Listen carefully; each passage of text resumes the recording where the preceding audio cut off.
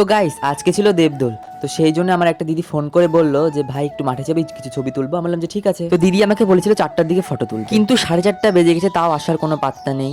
মানে সাজি ওর হচ্ছে না গাইস, সে দুপুর থেকে হয়তো সাজছে, তাও সাজে হয় না। তো লাস্টে বেলা বের হলো, তো লজ্জা করছে যে বাইরে কি দেখবে, কেমন ভাববে। তো আমাদের বাড়ির পাশে একটা খুব সুন্দর মাঠ আছে, ফাঁকা জায়গা, তো সেখানে ফটো তোলা খুবই ভালো হয়। তো আমরা সেখানে চলে এসেছিলাম। তো তার পাশে দুটো খুব সুন্দর সুন্দর পুকুর ছিল, তো এখানেও ফটো তোলা খুবই সুন্দর হয়েছিল। তোমাদের লাস্ট বেলা আমি ফটোর ক্লিপগুলো দেখাবো কেমন হয়েছে ফটোগুলো।